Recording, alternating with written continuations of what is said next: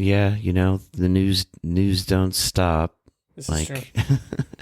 So I just throw whatever I see like into the thresher, into the rough drafts, like Briahna Joy Gray getting sacked from the Hill, which I'm probably not gonna even bring up, but that was some bullshit. Oh, did she? But that must have just happened.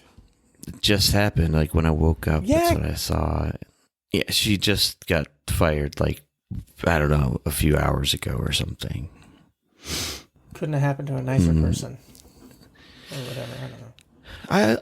I like her. I know that it's become like somewhat trendy in the dirtbag world to like dismiss her, or like, where's Virgil? It is genuinely weird that she won't take his face off of the fucking podcast logo of her show. No, it's still there. Oh, I thought it was gone. I assumed it had to have been removed. I'm looking at it right now. That's on my podcast app. I don't know why you wouldn't move it. Like, the only thing I can imagine is like there's some weird contractual thing that she signed with him in the beginning or something, but that still doesn't make sense. Right, because wouldn't he be in breach of contract at this point for not showing up to work? Right. I mean, unless God, he was another low effort motherfucker getting paid so much money for nothing when he was on that show to begin with. Like, because I was actually like, that was kind of the first I heard about her, and I thought she was pretty cool. It was when I still, believed in Bernard, and she was his like comms guy. Yeah. And it was like, new podcast with Virgil, and that should be interesting. And I like watched to a bunch of episodes, and I was like, Virgil's getting paid to vape on Zoom. Like, he would chime in like for like a minute and a half out of like 90 minutes to 2 hours episode or whatever. Sure. And yeah, anyway, it's pretty cool, honestly. Good for him. But yeah, the only thing I could think of is like the idea that he's still working behind the scenes, which would be even worse than just she won't remove his picture from the thing. No, there's no way. Like, she finally released a statement, and it was very like lawyerly and political, and just kind of like, I mean, it was probably the truth. She's like, I don't really know anything about this situation other than what all of you nerds on the internet seem to know, which is not a whole lot factually, I guess. But yeah, anyway, he's fine. He's just like wearing suits around Brooklyn or whatever the fuck he does. Anyway, she got fired from the Hill, and she was the only like redeeming thing about that show, Rising, or whatever it was called. Mm-hmm.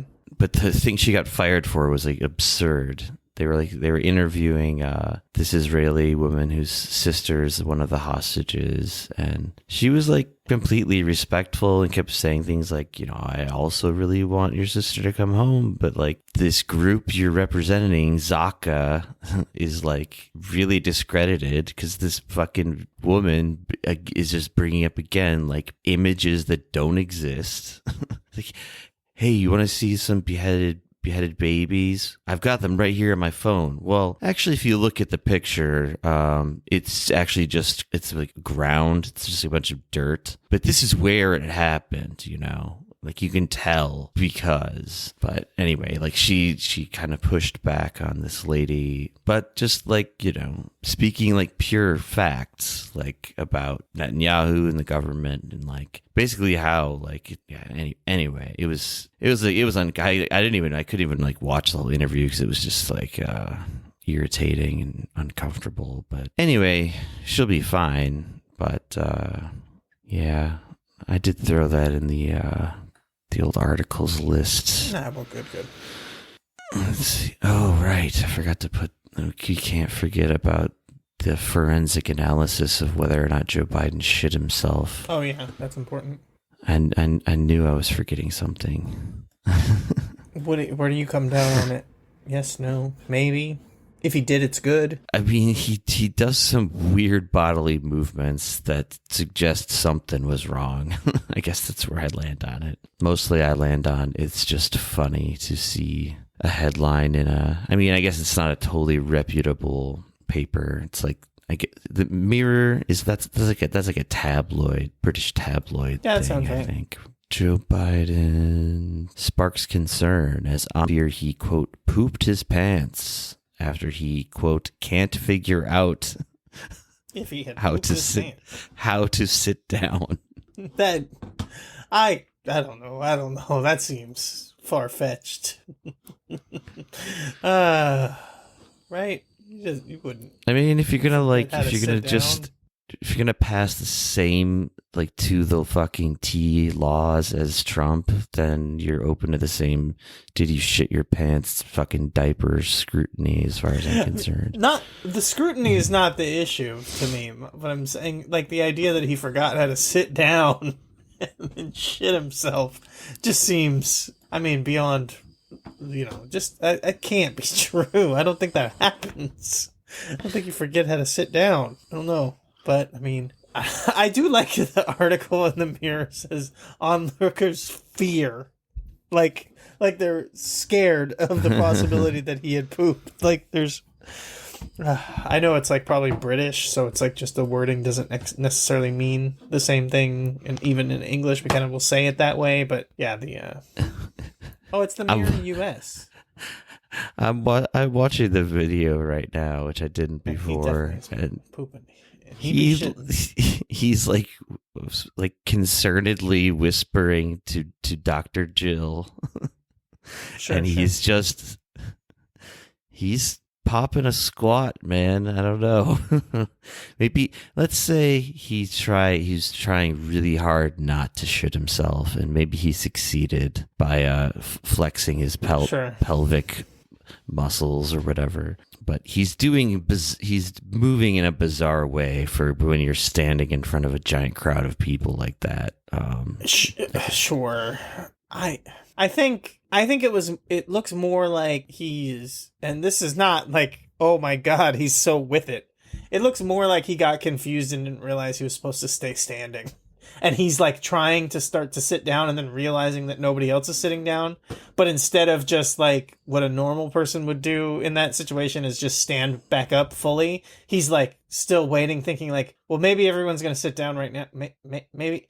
You ever done that where you kind of stutter, like you're about to sit down, then you realize nobody else is sitting down. So you're like, well, if I wait a second, just kind of crouched over, everyone will sit down and then I can just go the rest of the way down. Yeah, I get it. I think you're probably right. There is a chair behind him, right? It's hard to see. Yeah, there is. Okay. It's the sitter's gambit, but he's even clutching the chair. He grabs the armrest on the chair with his hand.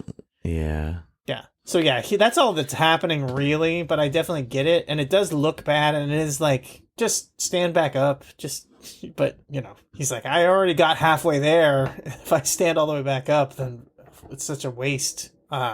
Dr. D. Wellington took to the tweets to say President Biden just pooped himself. This is the exact same motion my toddler makes. Too bad it was on stage at the D-Day ceremony in Normandy. And now the joke is D-Day now stands for Defecation Day. You want to get this show on the road? What do you think? Yeah. Can you make the noise extra loud this episode? Extra piercing? Yeah. Look at me, Damien. I'm going to say, It's this is all for you, Adrian. He'll appreciate that movie reference.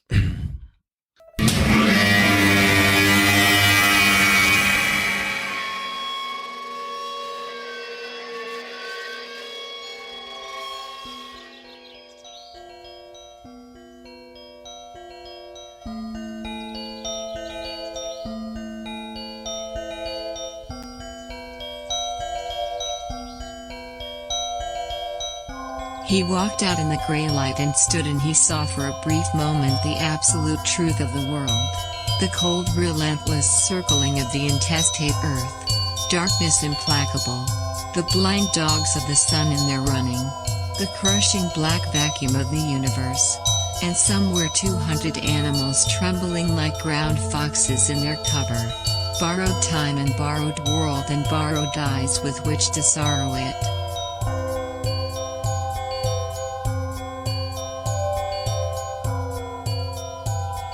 And lo, for the earth was empty of form, and void, and darkness was all over the face of the deep, and we said, look at that fucker dance.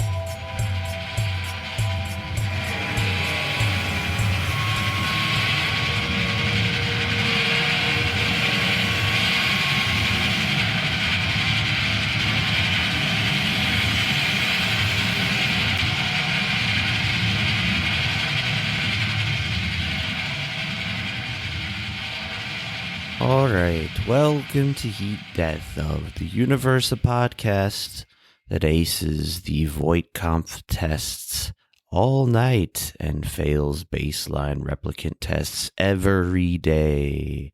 It is 11:09, Saturday morning, June 8th, Korea Standard Time, year of our Lord, 2024. This here is Josh speaking. This over there is Tim speaking. Tim, how's it going? It's going good. Yonder? It's going good. I'm always happy to be back on the only podcast that's willing to say that because peanuts are technically legumes, that makes peanut butter technically hummus. How are you doing tonight, Josh? I gotta unpack that one. Doing all right. Yeah, it is actually not technically night here, but it's kind of feels like it. It's very, very overcast. It's been raining all morning. Which it's been the long dark night of our eternal winter here in the last few dying days of the American hegemony, I guess we'll say. Yeah, I want to move. That's what I'm trying to say. Yeah, somewhere better than... I'm feeling very tired of this fucking peninsula for a number of reasons lately. Well, I would recommend trying to go to like Scandinavian countries if you have the option. Yeah, it's expensive though. I want to go to like a friend of mine just moved like less than a week ago to Thailand. That seems like a good move. Although I know it's like the stupid thing where like any whites move to Thailand, they're immediately sus. Yeah. Mm-hmm. But some kind of sex criminal. It's all a slightly unfair, but not completely unfair stereotype. Sure. On the same thing, I mentioned the Scandinavian countries or whatever. Quick Red Scare update. They're talking about like the masking stuff, and they're just complaining about COVID and stuff in general. Obviously, this most recent episode was very like clearly they're just like letting their freak flag fly that they've been radicalized by COVID basically, and just their brains were broken by being stuck inside. But it's talking about masking, and Dasha, obviously the smart one of the two, mentions like that they in Japan they wear the masks in Japan, and that's fine because they do it to protect others. When you're sick, you wear a mask for others. Of course, Anna has to dog whistle in with her racist stuff and says, well, of course, gender people, like gender realists would say, oh, well, that's just playing into the trope that only high trust societies have to be racially heterogeneous or whatever, like Scandinavian countries, right? That's why in Japan they wear the mask because they care about their surroundings or whatever, the people around them. But they close out the conversation about wearing a mask to protect others and how the stupid Americans don't do that because they're very selfish and they only wear masks to protect themselves, with Dasha saying at the end, yeah, I mean, I don't wear a mask if I'm feeling sick. This is fucking perfect. It's just so good to go like from... It's good that the Japanese people do this, where they wear the mask because they think other people are sick, and then by the end of the conversation, you just admit, like, Yeah, I don't do that. I don't care about anyone else but me and myself. Well, also you have been bemoaning how like Americans don't have, they don't care about their fellow man enough to do something like that, and then admit like, yeah, I'm that. The only reason why I think that Americans are bad is because I'm American and I'm bad. It's pretty good. It's pretty good. Always good to keep up with what new fun ways to that they're inventing to be stupid over there at Red Scare. Okay, but I do have to say, dumb line of the episode. I have to give it to him. They're talking about Trump and him getting sued. Of course, they're blaming it on Stormy Daniels because that's their role as the right-wing pick-me women, is that they get to attack women from a place of being like, well, I'm a woman, so I'm allowed to. And that at some point, Dasha responds or mentions the idea that Stormy Daniels is a chaotic, evil person, is nominative determinism because of her name being Stormy, without thinking about the fact that that's not her fucking name. That is a fake name. It is not nominative determinism that your stage name is Stormy and you're chaotic and, storm-like, if you want to say chaotic and, like a storm, when that's not your fucking name. It's pretty good. Pretty good. Are they into fucking, like, astrology and shit and crystals? Like, it seems like of course. Yes. They are, or like they talk about shit like that. They've always talked about stuff like that. Yeah. I guess it's yeah. But it's pretty good to do like nominative determinism. Of course, you're a chaotic person because your name is Stormy, but also that's not your name. It's like they took something already fucking fully regarded, right, and made it like 10 times more so. Never stop being your dumb selves over there, ladies. Whammon. Fucking broads don't even know how to say the word women. Whammon, that whole whammon thing. Anyway. Have we talked about how I'm not a fan of Red Scare on this podcast? I think we did. I think we dedicated like an hour towards it the other day. Yeah. But yeah, we have. Yeah. Before we were recording, we were talking about how much you hate Bad Faith. So now I'm just thinking you don't like any podcast that's hosted by a woman. I don't know. Yes, that's what I was talking about. I mean, might as well just then say it's bullshit what they did to Bree over at the Hill at Rising. She got cut loose for absolutely no good reason, but she'll be fine. She's got Patreon money and all that, law school degree and so on. Sure. But, and before, when we were talking about it earlier, I stifled myself from even like my take on this stuff, because I did mention, and you kind of talked about it, how it's in vogue on the dirtbag left to dislike her. And I had a little bit of hanging baggage off of, that, off of the, force the vote, all that like kind of bullshit with her. But her on Ryzen on the clip that you had sent me, and her stance on like everything that had to do with Israel and I was gonna say Hamas, Gaza, and all of that. Like I was like, oh yeah, like her politics are fine. She, just like a lot of people, I think, had like a rough mental health patch during COVID. A lot of us kind of came up with some crazy shit, Yeah, I mean, I think she's like, even I would maybe even say above average on being able to talk coherently and correctly about Russia, Ukraine, Israel, Palestine issues. And I don't know. I liked, actually, I would say I was all on board with Force the Vote, except for the fact that Jimmy Dore said that he invented it and the way he talked about it. Aside from that part of it, I thought it was totally fine and made reasonable sense, and didn't mind when she talked about it. But it did kind of got a little bit overblown, and I think whatever, it doesn't matter. It's political posturing bullshit that doesn't matter. I think that the trade-off, it is what it is. And we don't know because the argument pro force the vote is like that it's more open and it's a spectacle and everyone can specifically see it, as opposed to the argument for the counter, which is that like there were negotiations that AOC had behind, AOC is like someone who they pointed out who had negotiations behind doors that had to do with like committeeships and things like that were forced to happen instead of trying to do the force the vote thing. Like just creating rules to give like members of the squad more power and blah, blah, blah. But in the end of the day, none of it fucking mattered because no one did anything with any of it. So it's kind of like, would it have made a huge difference? No.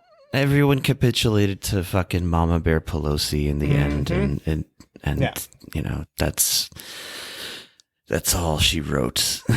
It was all fucking window dressing from the beginning. So it's like, how did you want it? Did you want it in, did you want big over the top gaudy, spectacle, or did you want like pretend bullshit behind closed doors? But you're going to end up with AOC crying as she votes to give more money to Israel. You know what I mean? Like, that's the trade-off. Yeah. Which one was more important to you?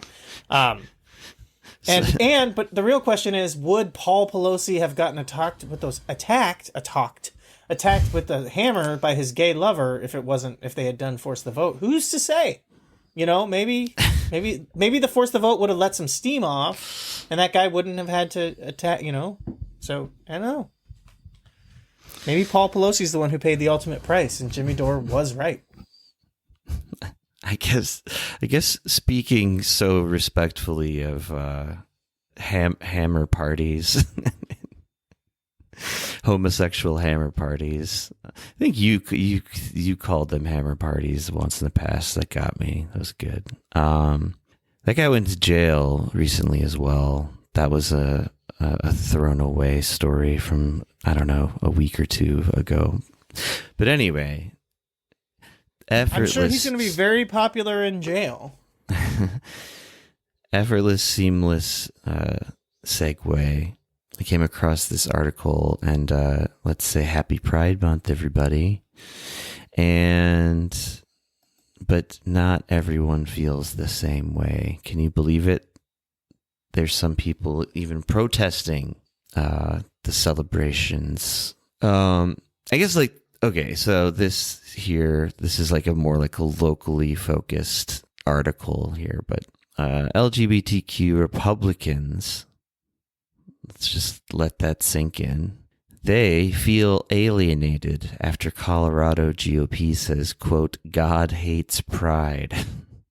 And like, I mean, just the long and the short. It's one of the damn 7 deadly sins. Are we going to pretend like it's not?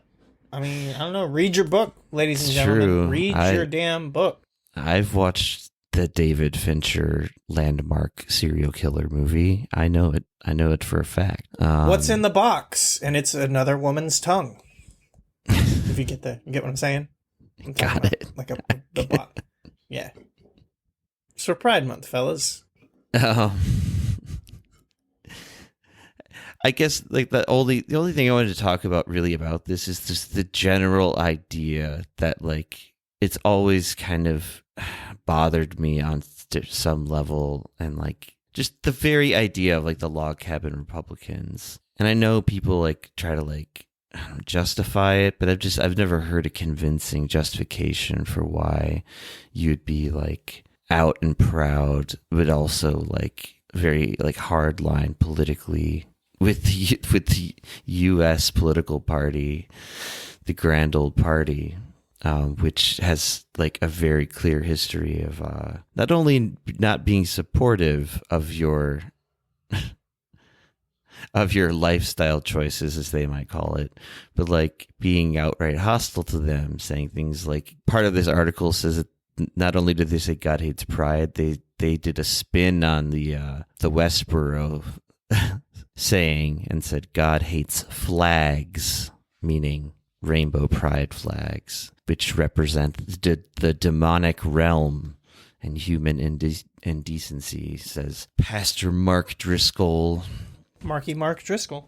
But yeah, basically like this like state legislators in Colorado in the Republican Party codifying their bigotry. And so like this minority within a minority within a minority of LGBTQ conservatives are like, we don't feel seen right now. And it's like, well, no fucking shit. What do you expect? Like, it bothers me that they're like whining about this in a way, because it's like, I mean, are they even like, I guess like, I haven't read that much about the log cabin Republican movement, like at least in like years. I remember like being like fascinated how it started and stuff, and like reading about it a long time ago. But it's like, are they really making like any progress within the Republican Party to, I don't know, reduce the outright bigotry? Like, I mean, I guess there's like, I guess on the whole, people are like less publicly hateful towards this like marginalized group, like even on, you know, even in the Republican, on the Republican side of the aisle. But I don't know. There are plenty of people that are like also happy to say God hates flags, so to speak. I don't know. Just I guess I'm saying, what's up with that? What's up with these? How, like, is it just like delusion? Like, No, I don't know. No, I mean, no. It's people who have the crabs in a bucket mentality, kind of, but at the same time, like, they understand. They don't check their privilege. They like are trying to embrace their privilege, because the log cabin Republicans are like affluent, cis, white men historically. And the idea is like, yeah, sure, like the Republican Party, totally, you guys, it's fine. We can like hate all kinds of depravity and minorities and stuff, but like, just let us be cool, because we're like mostly normal except for being gay. And the log cabin Republican name like harkens to like, they, you know, the public statement is like, oh, it calls back to, you know, the founder of the Republican Party, Abraham Lincoln, and, you know, he's famously known for his log cabin and this and that. But like kind of the wink and the nod to it is like, and, you know, what do you think Abraham Lincoln, the guy who invented, you know, republicanism, what do you think he was getting up to in that log cabin? You know, he had that bitch wife, but he also had plenty of close male friends, and everyone knows that he was a competitive, amateur wrestler, you know, and those guys can always, you know, they can be a little fruity, you know, but he kept it behind closed doors. So really, we've always been here.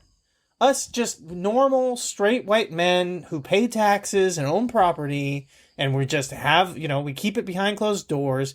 You should be fine with us and just be okay with it. And then the rest of them, the freaks and the weirdos, the other kinds of bad gay, we can say fuck them, but just like be cool with it. And that's been the concept of the log cabin Republicans since its inception. So yeah, it's not, you know, they're not, you know, blind or whatever, but what they're realizing is like, holy shit, we've had like decades now of like this going backwards the other way with no sign of it stopping, to where it's like, yeah, like they are going to get pushed out in a purity test situation now, where you're getting to the point where it's like, it's not even acceptable to be gay behind closed doors. It's like, they're going to persecute you. You know, there's like, we're getting to like lavender scare territory. You know? But it's not even behind closed doors, because then, I mean, then you wouldn't create a fucking group that distinguishes you as being the gay ones within the group.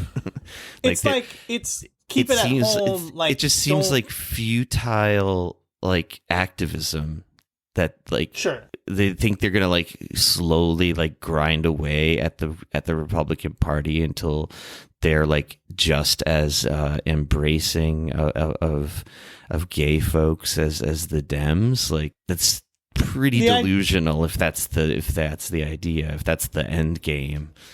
The idea is like, let us do what we want, but we won't be like we won't be fruity in public. But then just be libertarians. I mean, they want to be part of the people who get the big tax cuts, though. You know what I mean? They want to be part of the Republican Party and get the. You know what I mean? I get like that core group of like, but it seems like there's, and maybe I'm off about this. Maybe this article is just a little misleading. And again, like I said, this is like this is just like one kind of small article about, like I said, like local, like Colorado politics, but they make it sound more like it's a more like now kind of like diverse group. Like they're not just saying like, we're the rich gay dudes making reference to Lincoln's possible homoerotic adventures. Like we're the full like coalition of LGBTQ plus people, like, but we also want to be a Republican. And like, why? Like, it's like they just seem like dumbfounded. Like, how can you believe there are these like Westboro hateful types in the Republican Party? It's like, Yes, I can. I don't know. It's just the whole thing seems kind of stupid to me. It's the same kind of like irritation I get with like, and I mean this could like open a whole other can of worms, but like I'm openly gay and Catholic. It's like the fucking Catholic Church still has like on the books, and I'm not even talking about the fucking Bible. I'm talking about their shit that they write and like agree on. I forget what that document is called, but like you're like basically considered less than human, and I don't know. There's just something weird about it to me. Just like the kind of, but I mean, I don't know. I guess like I'm sure I'm a hypocrite about all kinds of shit in ways that I don't fully face head on as well. So who am I to cast such a first stone? But anyway, beyond that shit, Dark Brandon's back, baby. And it appears that for some morons, he never really went away. I just started doing like a Twitter search for Dark Brandon. It was so fucking funny and sad at the same time. Like there's like some people just never stopped. And I'm sure like a lot of these accounts are like just literal, like paid for by, whatever, DNC, what committee shit. But anyway, basically Brandon, Dark Brandon, he's really showing everybody what for by enacting the border shutdown, the like literal same thing, Trump threatened to do and never actually did. And there's fans of Biden who are like somehow like usually when he does this shit, and there are so many examples. I mean, this podcast is in part like a fucking chronicle of all the things that Biden has done since he became president that have been the self-fucking same as shit Trump was doing or continuing to do or doing even worse. But like a lot of the times with those things, like the big like Blue MAGA crowd, the resistance, like they just ignore those things, but like there's some people like congratulating him on this fucking immigration executive order, and they're like, he did it even though the Republicans wouldn't approve it. It's like they wouldn't approve it because they didn't want him to have a win. They like the idea. Do you not see just how fully cucked all of this is? Like on all sides, really. Like, I don't know. Just everybody looks like a fucking fool with shit like this. Like the people ignoring it, the people who like. That was another phrase I wanted to just do like a Twitter search for, and I didn't get around to. Is like kids in cages. I was just gonna do kids in cages in quotes and see all the shit that would pop up from like. I'd love to see like an enumeration of like how frequently that phrase got used and by whom, like in 2019, 2020 as compared to now. But I don't know. I mean like cages was going around a lot, but yeah. It was a big one. It was popular. And like unsurprisingly, like of course what happened is what we all fucking said was going to happen, which is that vote blue no matter who's just went back to brunch and Right. did not give a shit anymore. And I saw someone bring back the classic AOC performatively crying at the border photos the other day. It just like reignited all my fucking rage about that whole thing. Yeah, and like where is she, for example, on this? But I mean, I don't know. I mean, I don't have much more to say about this particular thing. I mean, it's bad. It's bad news. It's no good for immigrants. But like the other thing is like he's been shit on immigration issues from day one. Like there's like a couple of like token things here and there that he rolled back like right in the beginning, like first like 6 weeks of being president. But then those rollbacks themselves got rolled back. And like everything just went back to fucking business as usual. And if not worse, like, you know, he like bumped up spending on ICE, like beyond anything Trump was doing, like number of deportations like skyrocketed, and that like whole Title 42 thing. Like, you know, I remember when the Biden administration proudly announced at least on like 5 separate times that COVID was over now, and the whole justification for keeping that Title 42 thing, which is where you can just expel like anyone seeking refugee status or like anyone trying to immigrate like without due process, and it's all under the banner of because there's a health emergency, you know, aka the pandemic happening. But it's like, so why is that still in place? I thought we could rip off our masks, as Dr. Jill told us, and breathe that beautiful fresh air once again. So anyway, you know, Brandon being Brandon. But yeah, the thing that had crossed my mind is you were talking about the rollbacks and all this, and then you said all the money that Brandon is spending on ICE. Did you see all of the companies that say that they're rolling back prices because of inflation and the economy going down? Have you seen this? And it's just like the same thing. It's like they're going to roll them back and then inch them back. Like they're going to take them back and then inch them back up probably instantly afterwards. no, I don't think I know what you're talking about. Like It's been all over the like, news. They're like thousands of businesses are all cutting their prices back down after it's been, you know, going too high. It's too crazy, blah, blah, blah, whatever. So, yeah. Just thinking about that. Because you're talking about rolling things back, but then really it's just like, just a cover. And then also when you said spending money on ICE, it was like, Jesus, it's like, it's all right there. This is just, clearly there's a subliminal messages. I've been having the hardest time because as you like when you even started talking about this topic, I was trying to remember because it's weirdly randomly, I don't know why. There was something that had popped in my head earlier where it was like some specific person should start referring to themselves as Darker Brandon or Darkest Brandon, but I wish I could remember what it was because I can't now. So yeah, unfortunately, That joke is going to stay locked away in the vault until I can remember it and then bring it up as a non sequitur, just like I did about cutting back costs right now. It was a non sequitur that had nothing to do with the topic you were talking about. Did you see, there was something in there too that you mentioned, and it reminded me also of Sean Lennon. Did you see Sean Lennon acting like an idiot on Twitter? And then there was a pretty good dunk on him? No, but I did just discover the other day that he's some kind of libertarian. Yeah. He's like, it's weird because I liked Sean Lennon's music like at some point. I've seen him live a couple times actually. But yeah, he posted some tweet that was like, wokeism is not a religion, it's a full-blown cult, blah blah blah, whatever. And then the good dunk on him, which actually it's kind of crazy because I thought that this tweet actually went off, but someone quote tweeted him and said Paul McCartney jacked your dad off. But this is like, I thought that there was a tweet like this that got good engagement, but this did not get much engagement. So anyway.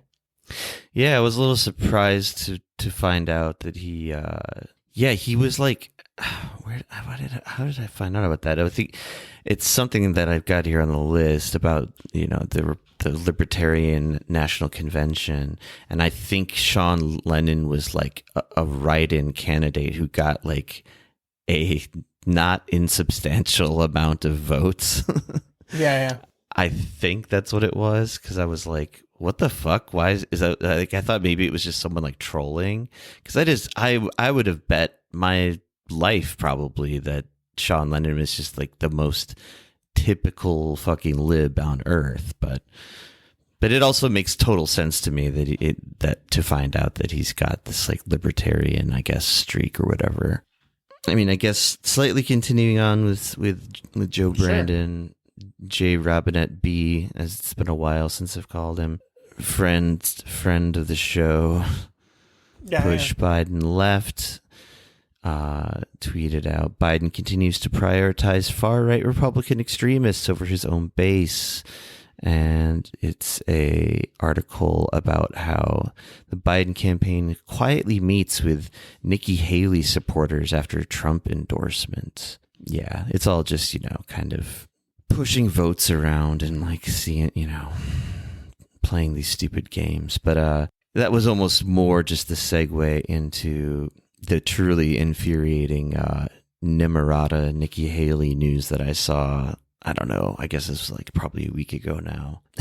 And I'm going to quote a fellow TrueAnon Redditor who I think just got banned for something. But they just wrote, demon whore bride of the apocalypse, Nimrata Nikki Haley, arrived in Israel the day of the Rafah massacre. Here, she is writing, finish them on an Israeli artillery shell that likely will be used to incinerate Palestinian children. Pretty good. Yeah, the caliber of, quote, diplomats late-stage U.S. empire offers. And yeah, it's insane that anyone signs any sort of munitions at all. But doing something like this when you're supposed to be like also like a high-profile person, like, I mean, it's not shocking either. I guess it's just like, yeah, it's gross. It's like a gross example of the state of things. And yeah, I don't know. It just reminded me of when the totally not Nazis of Ukraine were covering their bullets in pork fat to make sure that the Muslims they shot would go to hell. Was the idea? It's on the same level, except actually the Nikki Haley thing is worse, I would say, because a bullet can usually just kill one person. But anyway, one of the munitions she's signing is also next to a stack of war crimes munitions, because they're just literally the white phosphorus. At least that's what was pointed out by some gumshoes. Maybe it's not true, but they do definitely appear to be different. But I was gonna, obviously there's like clearly the low hanging fruit of the finish him. She's writing finish him because she thinks that these rounds are gonna be headed towards dogs. There's also the referencing back to that finish him is what oh god, I'm just gonna say Sonny. Anyways, doesn't matter. That part doesn't matter. The part that does matter. We talking about bestiality here? What's going on? Yeah, basically. No, her killing dogs, but either way. Yeah. What's her face? Yeah. Yeah. But the funny thing about this is that it made me realize, and I know that I knew this, that Nikki is not her, her shoot name, her real name. But what is funny is that her first name is Nimrata, which just sounds like a feminine version of Nimrod. And it's very funny to think that her parents named her that, because, it's just like, talk about nominative determinism, right? Naming and also talk about race essentialism. I'm sure Nimrata is a normal name in India, but yes, I take your point. But, yeah, you get my point. Yeah. Anyways, I was also Anyway, didn't matter. The other connection I just drew to the finish them. The first thing I thought of course, was Mortal Kombat, and just how this is all a video game to these people. But the fucking official motto of the Biden-Harris campaign is "Finish the job." Isn't there something really fucking ominous about that as your campaign slogan? Yeah. I think it's really fucked up. More fucked up than people are talking about. It doesn't really give a great vibe in general. It also it has a weird finish strong, finish the job thing. The idea is that Biden needs to get this one more term and then he can finally fucking die peacefully or whatever. There's that. But yeah. I'm just picturing an illustration of Biden with a big dumb smile on his face, but he's holding the trigger to the suicide vest that he's got on. Get him, Dark Brandon. But it's also finish the job, just finish America. You know what I mean? Right. This is gonna be the last. Yeah, Yeah, let's just finally get this shit over with. Right. Taking our sweet time. So then, I guess who cares? I guess I just don't even know the state of things between Trump and Nikki Haley right now. But do you think is she angling for the VP thing still? Who knows? I don't know. But, I guess we know that the dog killing lady's not getting it, most likely. But so in steps this new person I'd never heard of. This was just something I found on Twitter. Red Scare previous guest of Red Scare, Michael Tracy, who I guess people have some issues with, but I've been seeing him having to say some pretty sane things about foreign relations, foreign affairs. Anyway, he writes, the Trump VP audition reaches a new humiliating low. Elise Stefanik, self-described ultra MAGA congresswoman, goes to the Knesset and blasts Biden, demands support for Israel, quote, without conditions, warns October 7th could happen in the U.S., and touts her strong partnership with Trump. I would hope so. I would really hope so that we have an October 7th. Jesus Christ. Talk about, you said finish the job, but they really think that the country is going to end in the next 3 months? Come on. Hopefully we'll have another October 7th. God damn. And it's just so weird.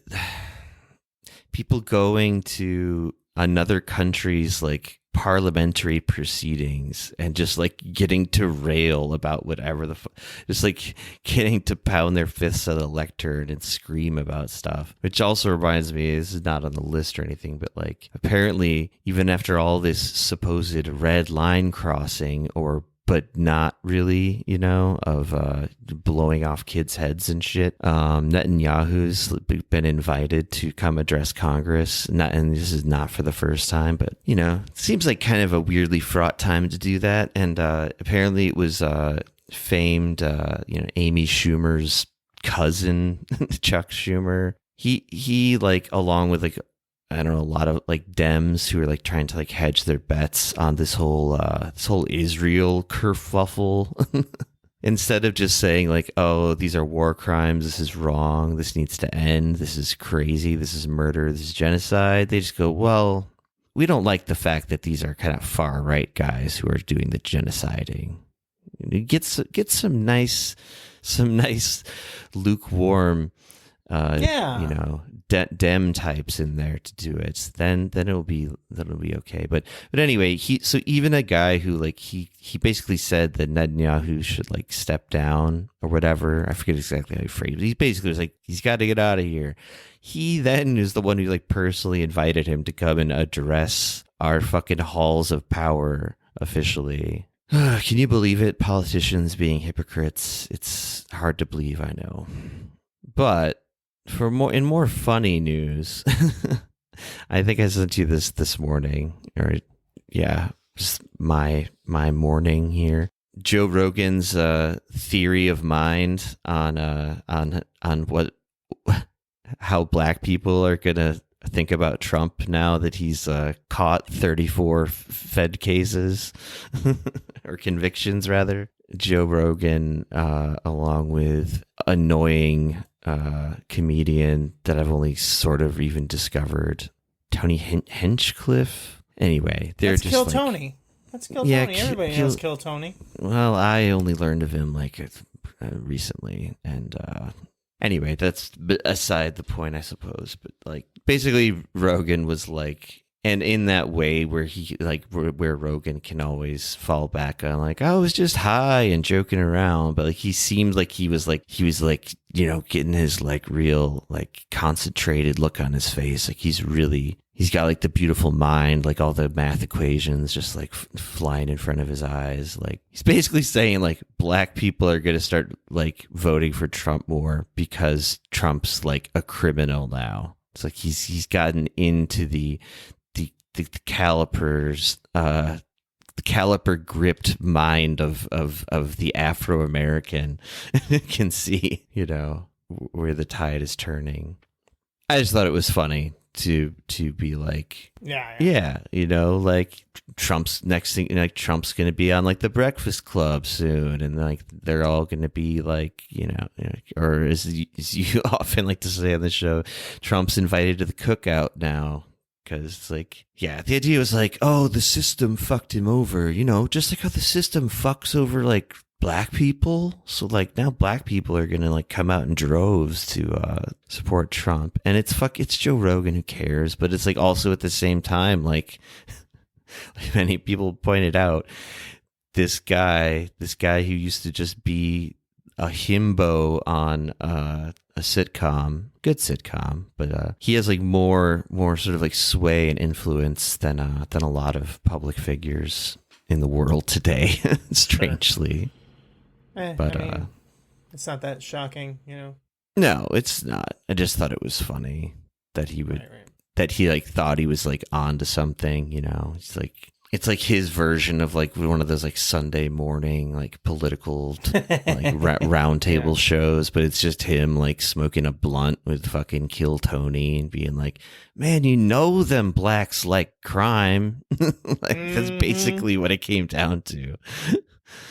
I mean, it's tough. But then I guess they just can't help themselves, especially when they get a couple blunts in their system. And I thought maybe we talked about this already on the show. I don't think we did though. We've talked about everything on this show at least once. And also, if you understand that time is like a flat circle or whatever, we have already talked about everything and will talk about everything in the future. Anyways, it's all time is happening at once. Anyways, continue. Well, specifically, Trump going to the Libertarian National Convention. Oh yeah, no, we definitely didn't talk about this yet. Getting booed. No, I realized what it was is we talked about him giving some speech at the I almost said NPR, NRA. Oh thing. yeah. But this is different. Yes, this is the NRA. Does that sound for ne'er-do-wells who are regardedly attractive? Is that what that stands for? Ne'er-do-wells rig attitude. Yeah. Yeah. But I actually had the old when it showed like the audience, the fucking just gaggle of freaks at this libertarian convention. My first thought that just ran through my head was the Come Town Indian thing. Like, man, it smells crazy in there. Okay, that's not a Come Town thing. I appreciate you giving them credit for that, but yes, that was what I was thinking too.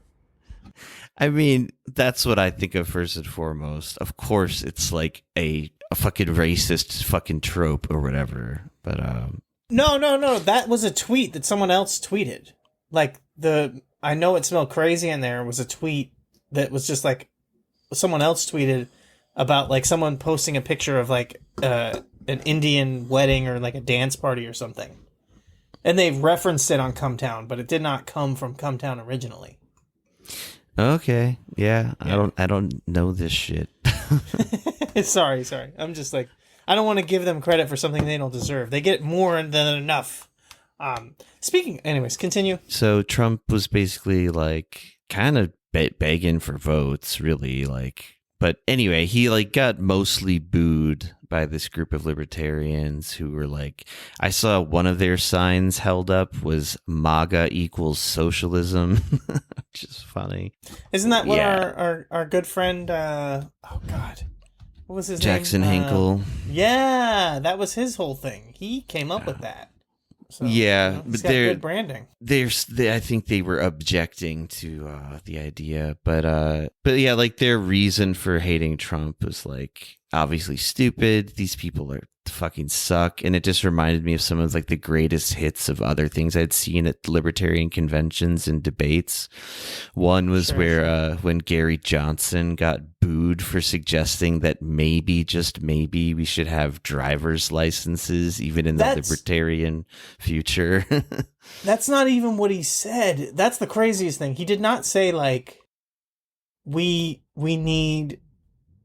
could maybe have driver's license in the future. He said, well, I think, you could show some kind of like competency. Well, he said like, before you start driving, you could like have some kind of competency, but that like he didn't even say like licenses. Like that implies like you could just like pass one test, which like is not, to me, is like not necessarily against the libertarian belief. Like the idea that you just pass a test doesn't necessarily even like, because a license, the idea behind libertarians hating licenses is like, why do they need to have all of my information? Why do they, you know what I mean? Like all that, like you just pass a test. We give you like just a certificate that says you passed the test, and then that's enough. But yeah, but they also don't like the idea of the state even determining like that you are competent to do something. It's like let the free market sort it out. If you fucking kill a bunch of people in a car, well, then you suffer some sort of consequence. Well, the community won't let you keep dying. Yeah. Yeah, it is very funny because you look at, as you talked about, like, I know it smells crazy in there. You look at the kind of people who are libertarians and you like listen to their brain patterns and you're like, I think I understand why you're against the idea of there being a governing body that makes you prove that you have some kind of competency. Because you're never going to pass the test. Yeah. But I did like the way I thought so like I saw this thing out like, posted on Reddit. I think like the original post was like in some subreddit that's like I'm dying inside or something, like it's basically like videos or whatever of people when you can just see that they're like so embarrassed they feel like crawling in a hole and dying or whatever, I think is the idea. So they're trying to say that like this is how Trump looked when he was being booed, and I like couldn't disagree more. So like it's kind of funny to see the difference between the way it was written on that Reddit. Yeah, watch people die inside. It says Donald Trump immediately regretting speaking at the Libertarian Party convention, and shows him saying, and of course in the third person saying, the Libertarian Party should nominate Donald Trump, and then boo boo. But my favorite little subreddit, the TrueAnon subreddit, this was, reposted and the title was Donald Trump immediately owning pathetic libertarians. And it's the same video. Yeah, same video, but which I like, I agree more with. So like basically his reaction was like pretty kind of like calmly took it and then was just like, okay, well, then it seems like you don't like winning. You don't like winning. Yeah. Maybe you don't like winning. Folks, maybe you just don't like winning. Just keep getting, what do you say, keep getting your 2%. Yeah. Yeah, he basically called them all losers to their face. The thing about it, though, but here's the thing, and we got there, because it popped in my head, I wanted to make this point. The thing about it that, like, Trump doesn't get, and why the die inside thing is the wrong place, and the he owns the libertarians thing is in the wrong place. What we ended up in was a Mexican standoff, if you will, a stalemate between the two sides, because what Trump did, he did epically own them, but what he did not realize is that in a room full of libertarians, when you're on the dais making fun of them, this is just every day to them. The thing about being a libertarian is getting owned like shit and proving that you're a fucking regarded, like, submental dumbass is just an everyday occurrence.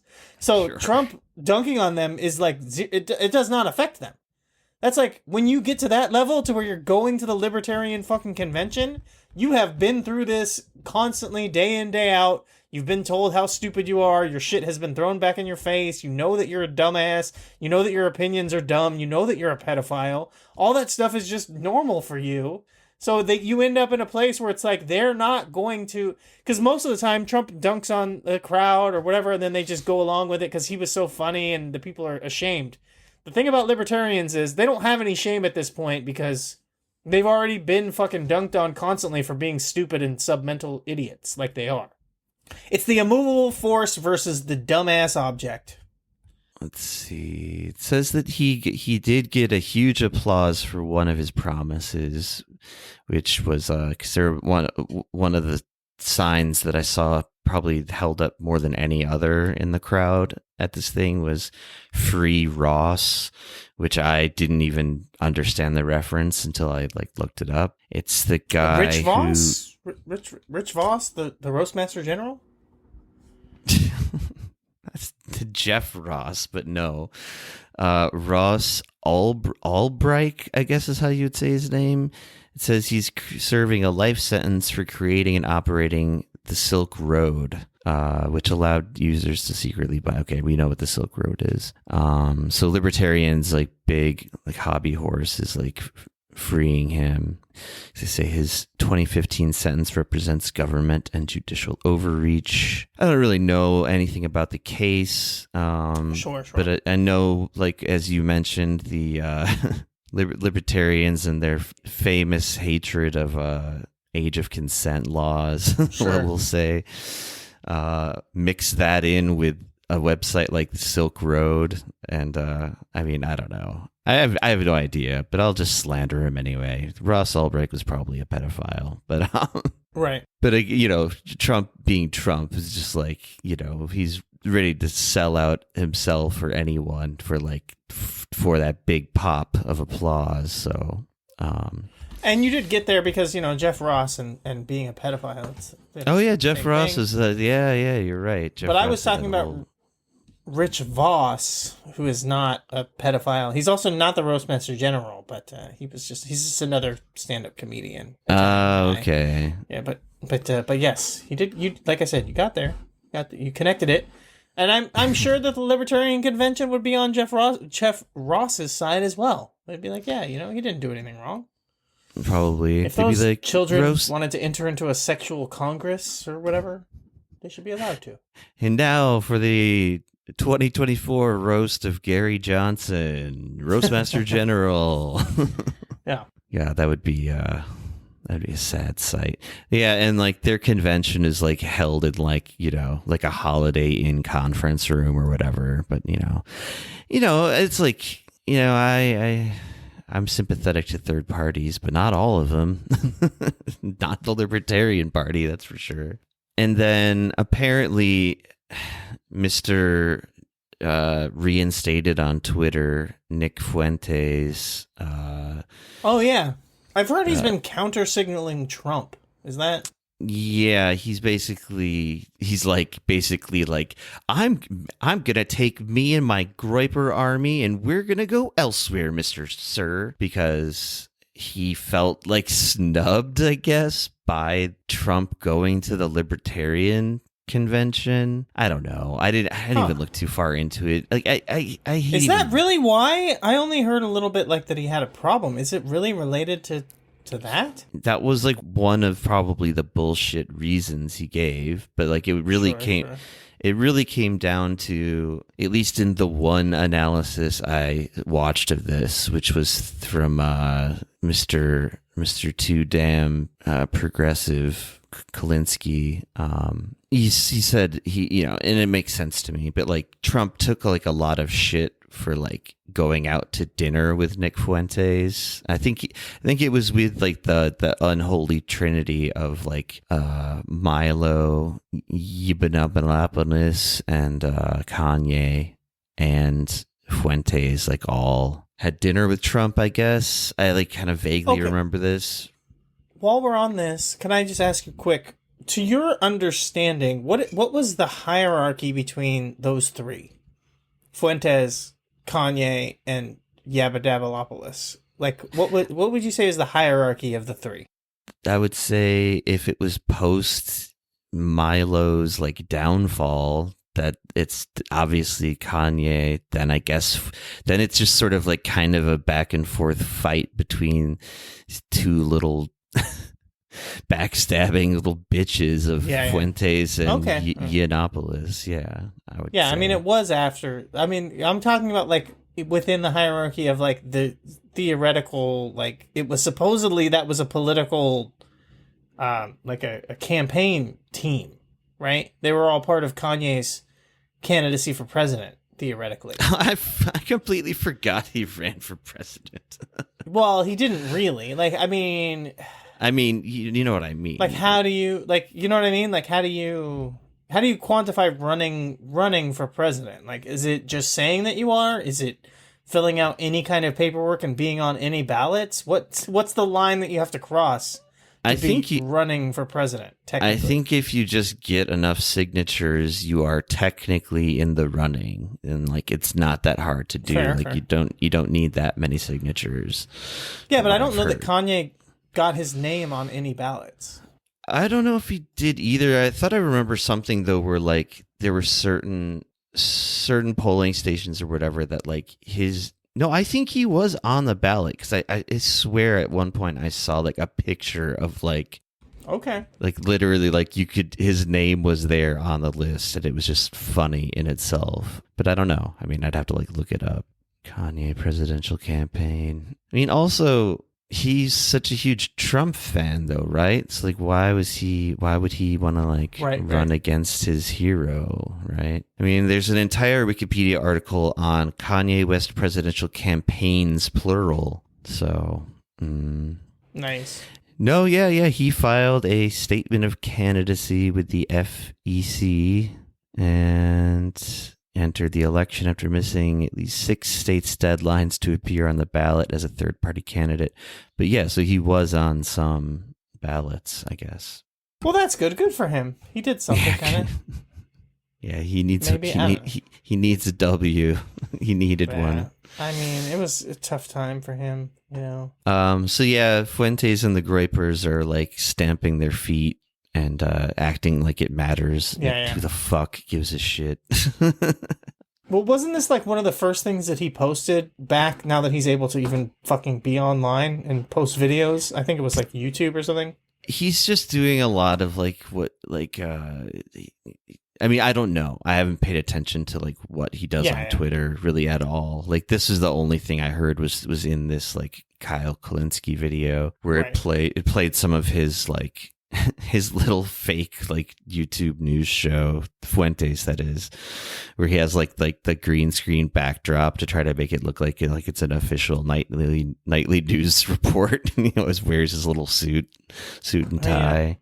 I personally think it's pretty based. But I think it's hilarious about him and like the predicament he's in now, like predicament, whatever. But like, instead of just saying like Jews, now he has to say things like Israel firsters is what he said in the video, because obviously he can't be seen to be like sympathetic towards the brownish hordes of Palestine. But he also can't be seen to be sympathetic towards the Jews in any sort. He just seems like he doesn't really know how to spin it. And good. I'm glad. Fuck that guy. I'm kind of curious to see this debate he had with Alex Jones, which Kulinski referenced in the video. He's like, and he summed it up as like, basically the debate was like, Hitler was good? Yes or no? And it was like, Nick says yes, Alex says no. Speaking of that, and I don't think it's on the list, but Alex Jones is like totally lost, is like losing everything apparently now. He went on like a crying rampage on his show and is basically being forced to liquidate all of his assets now. Like he was under some sort of thing where like he could still keep InfoWars going, even while he was supposed to be like making these massive payments. It was like $1.5 billion total. I think he has to pay out to the families of the. I think it's more than that. It's something like that. Yeah. I mean, $1.5 billion is a lot of money. No, but it's like, I think it was multiple. Yeah, no, you're right. $1.5 billion. That was just the Sandy Hook family. Anyway, yeah. But like, yeah, I mean, he doesn't have anything even close to that. But like it said he's like liquidating his like $9 million ranch, and like, which apparently costs even more than like his whole like media empire at this point now. Yeah. He's like having a very public meltdown, which is not unusual for Alex Jones. But what is unusual is that he is probably actually losing everything, like his house, everything. It's not probably anything. It's definitely, this shit is stressful for him, and Alex Jones is a problem drinker who like is not able to deal with himself and all this stuff. But he actually does have competent people surrounding him and taking care of all this stuff. Because yeah, like the idea that he's liquidating InfoWars and all that stuff is like, sure, but within the same time frame that all this is happening, they've opened a new supplement company in his father's name, and that's where they're like selling everything through now. So I think that the most recent thing that's happened, which is them like stopping him being able to broadcast from the InfoWars studio and all this, is really like what they were doing is they're playing whack-a-mole with him, because what he did was he went on the air on InfoWars streams and has been promoting like, don't buy stuff from InfoWars anymore. Don't buy stuff from me. Buy stuff from over here, just to like divert the funds to the company that's now protected because he doesn't own it. Right. And like moving all of the money around and doing all this other stuff is like, that's why he's liquidating assets. That's why he's doing all this stuff. So he's not going to lose everything. He's just going through bankruptcy. He's going to have to technically rebrand and close everything down and change stuff. But at the end of the day, like, Alex is just not going to actually really pay any penalty other than the stress that he has to deal with. But the thing about a guy like Alex Jones is like, he does this stuff to himself. Like, he causes himself just as much stress and anxiety and hardship as dealing with all this stuff is causing him. So it sucks, but it is fun to kind of watch as he goes through this downward spiral. But at the end of the day, he's probably going to, I mean, he's taken a massive haircut and he will lose a bunch of money and he has to like downsize his life or whatever. But at the end of the day, like, he's going to just continue on and still be much more wealthy than he deserves. Yeah, I'm sure that's the case. Yeah, I guess I don't know quite how this kind of stuff really even works, but like in terms of like how much he's supposed to be paying out, like, I don't know. Well, the thing is that like filing for bankruptcy and dealing with all of that basically can end, like, the idea that he pays anything out. It's like he has a lot of the stuff is not in his name. A lot of the stuff is already protected through shell corporations that are owned by the subsidiaries and all this other stuff. So like at the end of the day, what they do is he files for bankruptcy. They liquidate the assets that they can prove on paper are his. And then they take whatever they consider like, you know, a fair amount of the value of all of that stuff from him. But everything that he's hidden and moved around is still his. And a ton of the stuff will just continue on. And the tough part about Alex Jones is in the middle of like the trial, in the middle of the court case and all of this going on, like nearly like something like close to like $100 billion worth of like Bitcoin or some kind of cryptocurrency. It might have not been Bitcoin, just like showed up in his account. You know what I mean? So he's got some kind of people on the hook that have a lot of money that are willing to like give it to him for whatever it is. And because he's got millions and millions of rubes that are like super rich.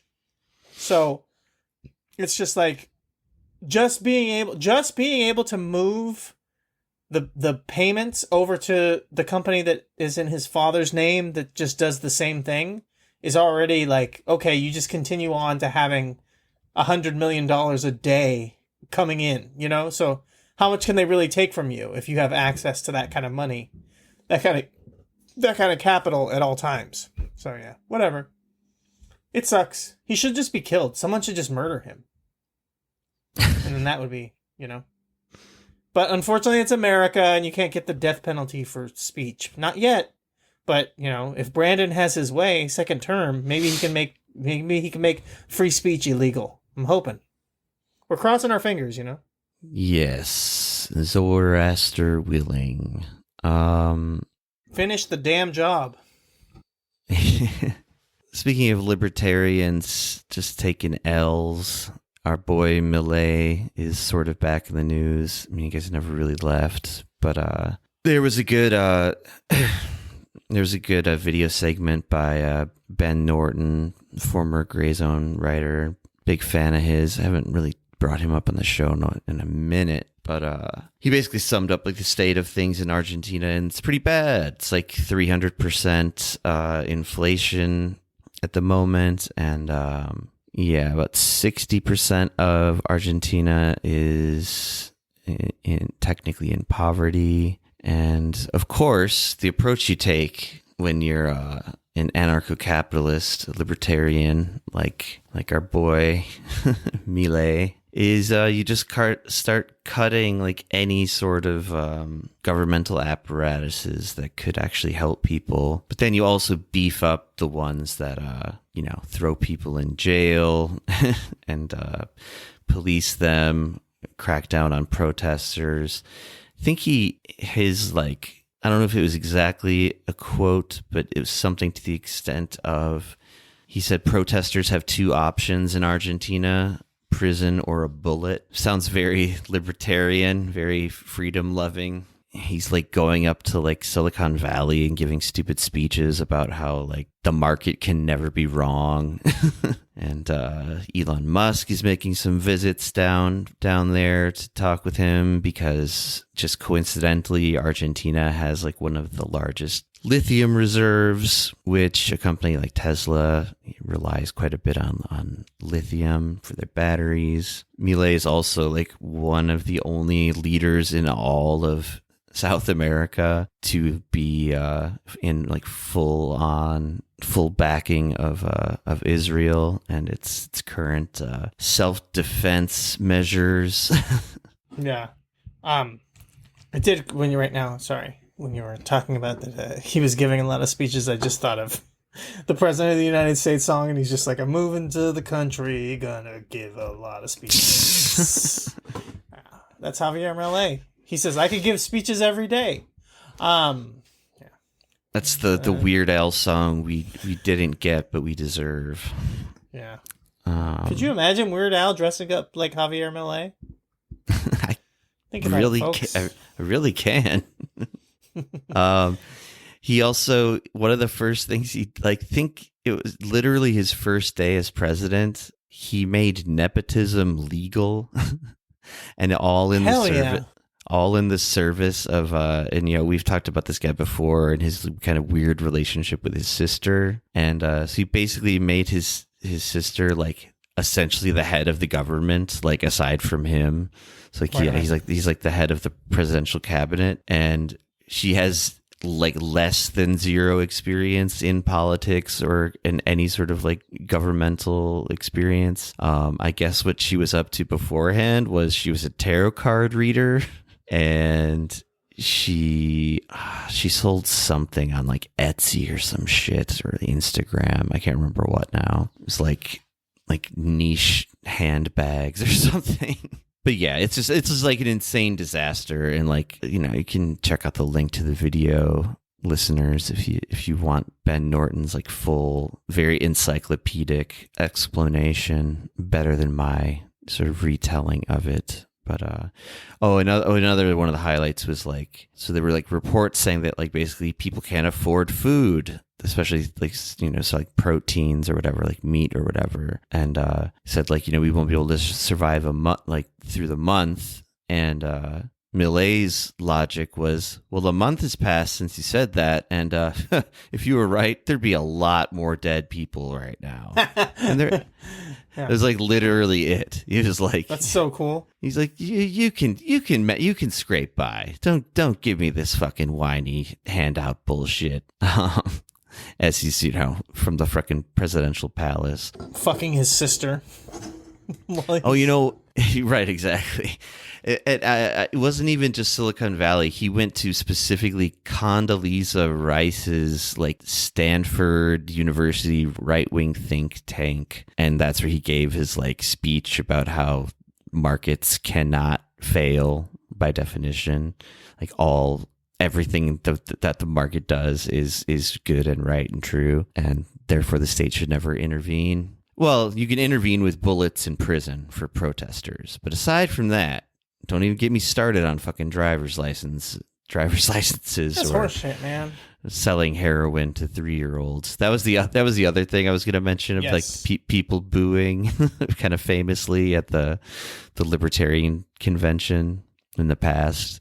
It was someone said You need a license to sell heroin to 3-year-olds? it was That's fucking bullshit. it was basically everyone on the dais was legalize everything, right? And that's something I agree with, but with Legalize nukes. some caveats of certain sort of regulations, and that's what this one guy started to say something like that. He was he's in his example, the reason I said so specifically, he's well, I don't think people should have the right to just sell heroin to 3-year-olds, and it was boo, big fucking boos from the crowd. Yep, that's right. If that 3-year-old has that money, who are you to tell them what to do with it? The market is never wrong. It's true. Yeah, I also found out that we tend to measure minimum wage. We measure minimum wage in America is by the hourly wage. But I guess in Argentina they talk about monthly wages, and right now the minimum wage in Argentina is $180 a month, which is Pretty good. It's not bad. insane.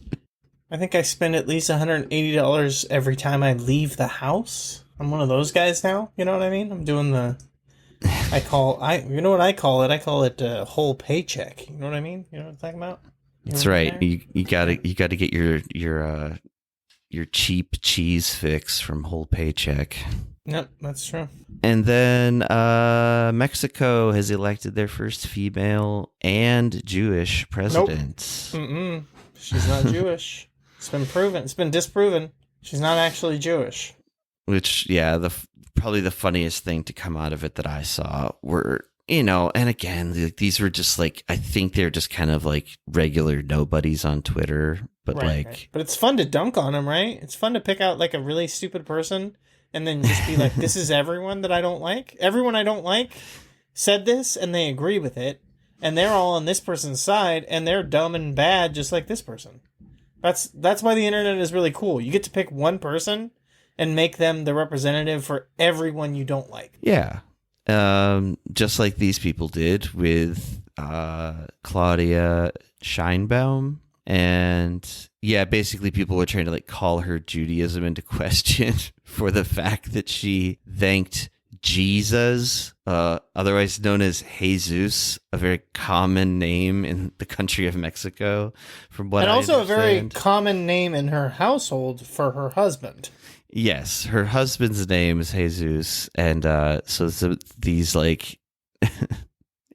don't know, purity test Jews were she's not even Jewish. What kind of Jew thanks Jesus in their victory speech? And yeah, some people like me, I guess, felt the need to dunk on these assholes in public. It was more than one person. At the very least, it was 2 people who thought this independently of each other.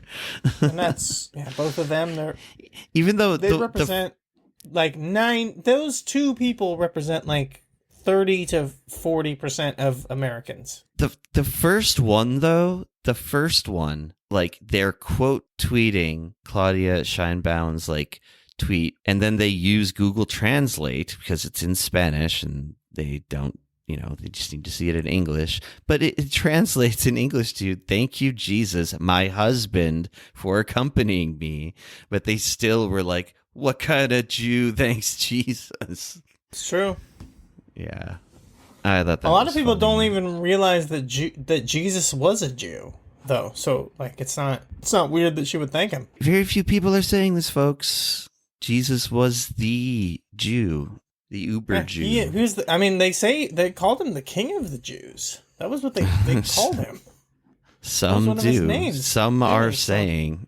So it's, that's why they put that crown on him. They were like, this is your crown because you're the King of the Jews. Like, I don't know what I'm saying. I don't know. Maybe. And then I saw a couple of headlines that just like they kind of betrayed like some let's say subtle racism about it's essentially it's like US liberals being like, how dare Mexico get a lady president before us is basically what it boils down to. And they're kind of like trying to dismiss it. It's like one headline here is how Mexico, bastion of machismo, got a female president before the US. It's just like okay. such sour Excuse me? grapes. Excuse me? She's not a lady, she's a senorita? Come on, folks. Let's not misgender people just because they're not Jewish. I mean, they did say female, but okay. Anyway, Mexico elects its first female president. How the country got here before the U.S. It's just like one of those things. It's like just the like making everything about you type person, like which is just America, I guess. Yeah, and like a lot of these headlines are the same, but it's like instead of just saying like congratulations or like even like anything, any sort of political analysis about like the campaign or like how she won or like what kind of like leader she may turn out to be, it's just how did these inferiors do something more progressive than us before us, is the way a lot of it really reeked to me. Yeah, here, having a woman as president will be a milestone in a country where gender-based violence is so common. But how much will change remains unclear. I mean, I don't have the stats in front of me, but I'm going to go out on a limb and guess that gender-based violence rates are not all that different in Mexico as opposed to the United States. Sure. But who knows? Maybe I'm just straight ignorant on this stuff. I think you might be tripping, bro. And Michael Rappaport's at it again. Sure. There are not one, but two hilarious examples of let's say, Hasbara AI art that have been tweeted out in the last week or so. So Michael Rappaport, who for some reason in his Avi on Twitter looks like he's doing Pilgrim cosplay, but it's hard to tell really. But anyway, he says, "Yo, fuck Hamas, Hezbollah, and the Houthis. These uncivilized animals are trying to destroy Israel, a beautiful, civilized, democratic society run by sovereign Jews. They seek to bring caveman-like chaos across the Middle East." Below this is horrendous AI artwork of, I guess, a family of King Kong-esque gorillas. In different states of undress. Yes. All holding watermelons, and one is like kind of holding an Israeli flag, but it's like shitty AI art, so the flag is just kind of like hovering in front of the head gorilla's arm. And to call this like tone deaf and weird is like understatement of the century. It's a tough one because it's definitely a mix of like, I don't know what the fuck. What are you trying to say? There's also only one of them is wearing shoes. I don't. I mean, I'm guessing he prompted this, or whoever made this AI art. The prompt was something like Israel strong, but like then like the other thing is they're basically trying to take back the watermelon, which I don't know, for maybe listeners who don't know this, is like, Oh, are they? Is that like a thing? yeah, the watermelon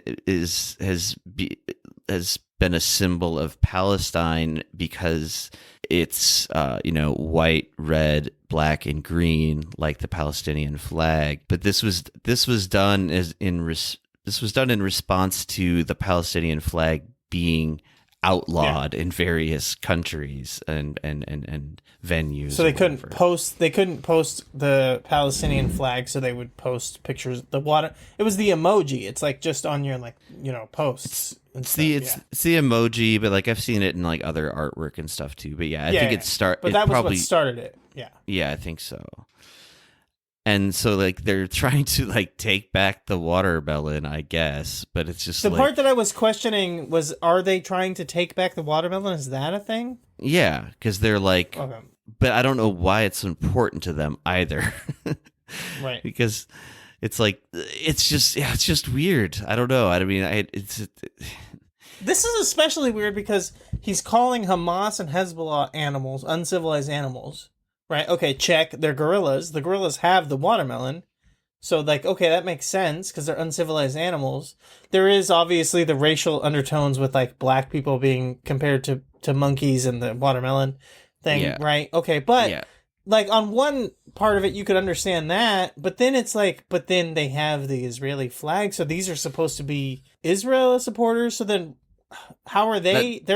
So then now are the gorillas, they're civilized animals? Or am I supposed to, like, so the Jews in Israel, they're civilized animals, unlike Hamas, who are uncivilized animals? Like, I'm very confused. It's such a confluence of fucking stupid shit, and then you mix in AI on top of it. It's just, it's like, what I imagined it is like, the gorilla is representing like this strength because like the main gorilla is like flexing and like holding an Israeli flag. So I was taking that as like sure, but why would you confuse the animal thing by calling Hamas animals? In his dumbass mind, he probably is just thinking he's not thinking it through to the fact that like that gorillas are animals, I guess. Like, basically, it's just like, no, gorillas are just a sign of strength. Like, we're strong, sovereign Jews. Like, none of it adds up. It's very confused, and it mostly just comes across as, like, an insanely racist thing that, like, if you take out that Israeli flag, you take out that Israeli flag along with his already very I mean, calling a dog whistle is like is he's just being straight up fucking racist. He's saying uncivilized animals, compared to beautiful civilized sovereign Jews, and caveman like chaos is the what these Hamas, Hezbollah, Houthis are trying to do. And then I don't know who made this second one, but it's like, I guess it's like slightly less stupid. I mean, it's still stupid, but it's like more, I can sort of see the logic in it or whatever. It's for as dumb as it is, but it's like trying to take back the watermelon. So there's like, it's a picture of like a majestic lion holding a watermelon that looks like he's been eating it, and there's just like scattered other watermelon slices around. Funniest part about it to me is that this isn't on Twitter or whatever. Is this Instagram? I don't even fucking know. Looks like Reddit. It just says, well, I screen grabbed it from Reddit, but it is an Instagram post. Instagram, yeah. And hashtag take back the watermelon. So the hashtag take back the watermelon, hashtag Amy Israel Chai, I don't know what, hashtag Lion of Judah, hashtag Israeli watermelon. So like really into taking back the watermelon symbol. And it's like, it's interesting that the Jews want to take something from the Palestinian people. That's not like them at all. They don't usually do that, They're self-defending the watermelon, okay? Yes, okay. It was always theirs. They're not colonizing it.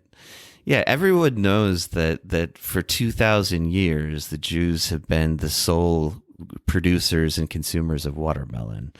Right. But the funniest part to me is that you see this absurd AI image. Oh, and behind the lion is like big Israeli flag blowing in the breeze. But just the only caption is, "No words needed." And then an emoji of a lion, an Israeli flag, a watermelon, and the Star of David. It's like, I think some words are needed. I could use some kind of something here, because I'm really not getting this, you know? It's also really cool that the AI art even gives extra fingers to lions. Oh, you're right. I didn't even notice that. It's fucking horrible. horrible. Just, for some reason, AI art just cannot figure out fucking fingers. Yeah. That's weird. No. But yeah, there's that. And then, some of this stuff is not time sensitive. And just sure. Maybe. How about that Garfield, Oh my though? God. Maybe Garfield's a good way to close out the episode. Sure. I found a really cool picture. I'm not going to explain it or tell you. I'm just going to tease that people should head into the Discord. This is a good time to mention that. Check out that Discord. See the mystery picture. I don't even know what it is. That's a very cool picture that I'm about to post. So join the Discord. It's I don't know. It'll be linked in the description. This is true. So, a final note: Garfield comic creator clears up 34-year-old dog semen confusion. That's right. Now, that's some clickbait if I've ever seen it. Listen, so I'm just saying, if you're going to try to clear up dog semen, you're going to at least need some bleach. So, all right, I'll just read it. On May 30th, 1990, Garfield readers were shocked to see John Arbuckle, Garfield's owner, gulp down. Why is this hyperlinked? Oh, because it's probably just a link to the comic. Oh yeah, you're right. It's just showing him. It's just. I mean, showing it's already him drink that sweet. It's already sweet in nectar. the article, but anyway. Sure. Gulp down what he believes to be Liz the vet's coffee, only to be told he's going to give birth to a, quote, healthy litter of puppies. Cue the collective double take and gag reflex. Was Jim Davis, the creator of Garfield, implying John drank dog semen? According to Davis, no. In an interview with BuzzFeed. It'd be so great if the answer was just, yeah, yes. Of course. What else would I be trying to explain? He drank a bunch of cum and now he's going to give birth to babies. I'm Jim Davis, invincible cartoonist. In an interview with BuzzFeed, none of it makes sense, because it's like if you drank dog semen, you wouldn't get pregnant. Number one. Number two, Garfield is a cat, not a dog. But anyways, continue. I mean, I think that would all be part of the quote-unquote humor jokes of it all. But yeah, still. Sure. Davis explained the comic. On the farm, we used to give our first calf heifers a high-protein supplement to help them deliver healthier calves. The supplement was provided by our vet. So John is drinking a protein-enriched drink formulated for a pregnant dog. Well, that clears things up, sort of. Remember, this was a comic strip about a lasagna-loving cat. Is a dog semen drinking person any weirder? Leave it to the people at boingboing.net to write a good article here. But it's still makes absolutely no sense. That's like why it's so inscrutable that people got confused by it. Yes, totally. Yeah. Like there would be no way. There'd be no way to figure out any of this, really. One, why would they have a drink that's meant for a pregnant dog or a soon-to-be pregnant dog next to the cat on the desk? You don't put that there. It's just out in the open. Number one.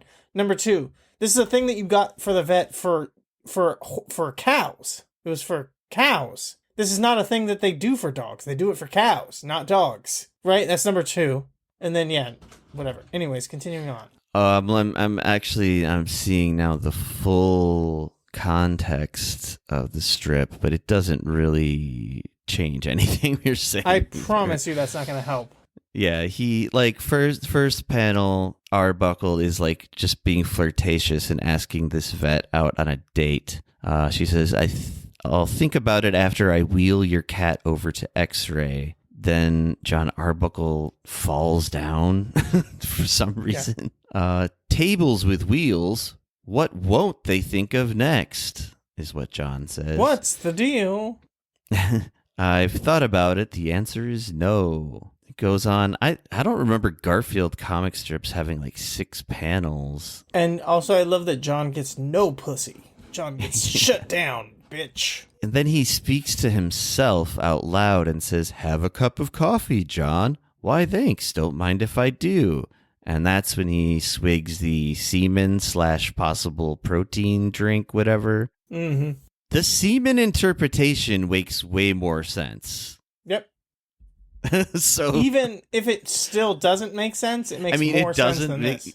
Yeah, it makes more sense than this like farm shit that this guy supposedly learned on the farm back in the day. This is absolutely making up completely. Yeah. And it ends with Garfield thinking, "I hate puppies." He doesn't want them around. I get that. That makes sense. Garfield's the only one who's the in the one right. part that makes sense. Yeah. But we do have to say shout out to Liz the vet for just being bad as hell and also looking identical to John Arbuckle in the face. They literally have the exact same head and face, but she's bad and she's a baddie who's got it. She's doing it for herself. She's a professional woman. She's got a job. She is a licensed certified veterinarian. It's a real Ben Shapiro to Brett Cooper situation. Yeah. And on that weird note, we can get on out of here. And unless you have further thoughts or feelings on a semen gate, whatever. Let's see. I didn't really think of anything to recommend this week. I'll say check out the Japanese movie Godzilla -1. That was pretty good. I'd heard it was good. I finally got around to it. I'm not necessarily like a Godzilla fan by any means, but I thought it was a pretty cool interpretation of that basic story. It takes place in like as Imperial Japan is coming to an end, and then like intervening years after that. And I thought it was like visually pretty cool. Like usually those kind of movies, I like big fucking monster movies or whatever. Like I assume they're going to be like annoyingly just like CGI destruction that's just like gets boring after like a minute, but this one like had almost more of a sort of practical feel and like almost like a throwback to maybe like the old, like really, the original like black and white Godzilla movies, except, having 2024 technology at their disposal. But it was also like way more sort of like a historical drama than just like here comes the scary monster kind of movie. So in that way, I thought it was pretty good, pretty damn good as well. So that's my rec for the week. Damn, you stole mine. Really? Say that one. So no, but it did come across the transom. I had seen people talking about Godzilla -1, and I had heard about it obviously when it came out. I think it won. Not that the Oscars matter at all, but I think it did win best sort of like visual effects or something like that, which was probably deserved. Yeah. But yeah, I was the only thing I really have, because same as you, I didn't have any ideas, but it did just drop today, is the start of the the obviously brilliantly named Wet Hot American Dragon Summer, which I named on accident as a joke. It's on the Violent People website. It's going to be a series covering the long career, starting on the first episode or the first article today from 1999. So what is that? 25-year long career of Bryan Danielson. Some people consider him the greatest wrestler of all time. Me personally, I agree. I think he's the greatest wrestler of all time. Anyways, we're going to do our ballots here in a couple of years for our new one. So I would recommend people check that out. Even if, again, this is one of the... I say this, I try not to say it a ton, because I know a lot of the fans aren't into wrestling, whatever. But if you're not into wrestling, this is going to be a unique, interesting thing to read and check out, because it's talking about someone who's considered one of the best of all time from the beginning of their career 25 years ago, like I said, and then talk about each year of their career chronologically, talking about how they've grown and changed and all this stuff. So it's like kind of an interesting piece. Every article for 25 weeks is going to be written by different people. So I think it's pretty interesting. Again, like I said, even if you're not a wrestling fan, I think that's kind of an interesting like study of a person's career across the board, and also like a study of different writers talking about different things and all that stuff. So it's something that I would think would be interesting, even if you're never going to watch any wrestling ever. I think it could be something interesting to check out. And this will all be like just continually posted on violentpeople.co. Yeah. Oh, I'm seeing it. There's like, it's right up at the top there. Okay, cool. I'll it'll be linked in the show description, where, I mean, I suppose that's the plug for your other podcast then, right there too. Yeah, might as well say check out QNTR. New episode will be coming out shortly. Probably will come out before this, but whatever. We're going to talk about a couple of good shows that just happened, including we're going to talk about one good show and one bad show. So if you ever say like, oh, Tim is always just being positive on the wrestling show, you're going to get a chance to hear me be negative. So check that out and hear me be negative on something for once. Well, that's QNTR, and it's on violentpeople.co.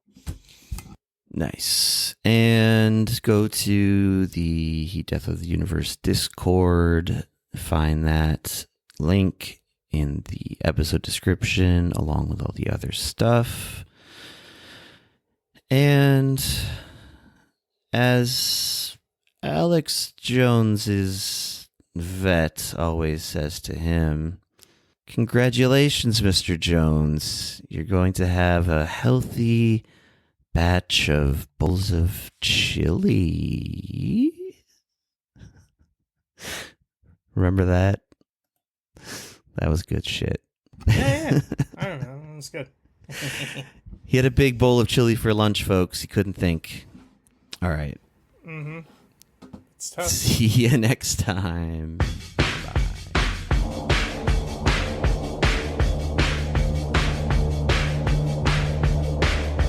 I hope it doesn't show, it'll go away. It's just a passing phase, it'll go away. You can just nautical, learn to tie knots, take lots of Dramamine out on your yacht. But when you're all alone and nothing bites, you'd wish you'd stayed at home with someone nice. But when you think you made it disappear, it comes again. Hello, I'm here and I've got angst in my pants. You can be smart as hell, know how to add, know how to figure things on yellow pads. And so no one knows what you just said. But when you're all alone, you and your head, what's the computer say? It's smumbling now. It says, hey Joe, it spelled it out, and you've got angst in your pants. You've got angst in your pants.